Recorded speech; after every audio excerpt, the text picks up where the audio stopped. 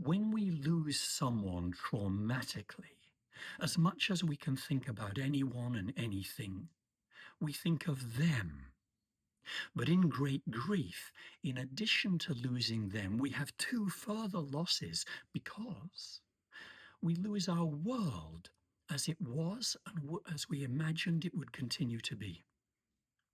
And in some sense, we lose ourselves. When I lost my son George to suicide, I couldn't think about anything at all other than him and the irreversibility of what had happened.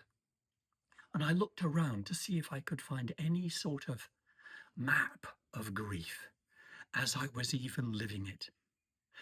Initially, in a state of disorientation, to put it mildly, was where I found myself. The shock was off the scale. As time went by and the shock, instead of being absolutely massive, was just huge, I found myself in a state of emptiness.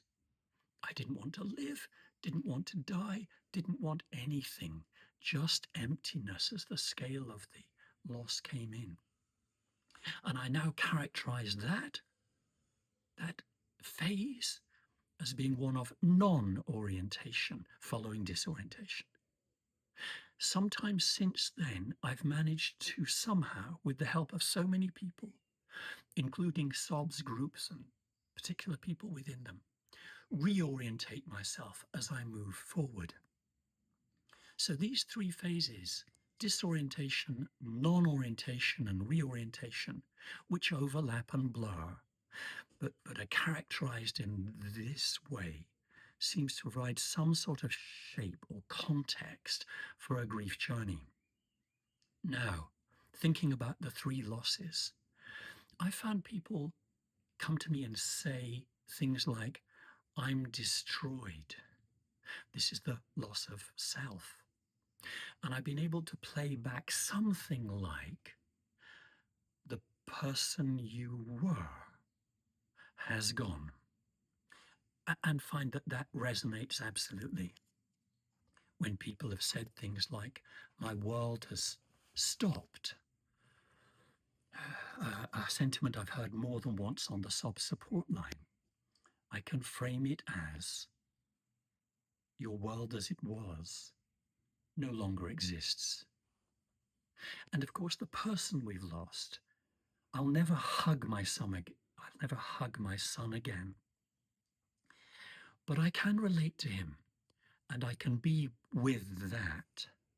So we're able to shift from total loss of everything to, well, the world as it was, my relationship with my son as it was, myself as I was, have all gone. This is not something we can access when we're in extreme disorientation, but as we move into the non-orientation, it becomes more accessible. And we can even move towards an acceptance, but it's a radically different acceptance from that offered in the popularly understood, or I should say misunderstood, model of grief. Because the acceptance is not about losing someone. It's not about the acceptance of their death. I know that my son died, but I don't particularly want to accept it, let alone in the way that he did. But what can be accepted? We can potentially accept at some point that even though we're not the person we were, we can accept ourselves as we are now. Maybe sadder, maybe wiser, maybe with more depth. And even though our world as it was is no more, maybe we know more in this world, more about death and more about life as death frames life. And even though I've lost my son, I think about him more. I feel him more than when he lived some miles away. So some relationship continues, and I can accept that too. The grief orientations model shape enables us to move potentially towards a profound reorientation in which we accept who we are now and how the world is now and our relationship with our deceased loved one.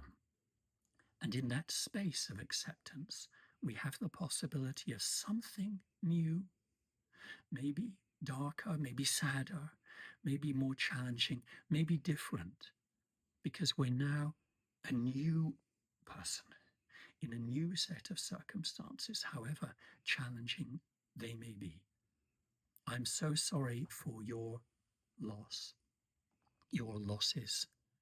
I wish you well in your grief journey.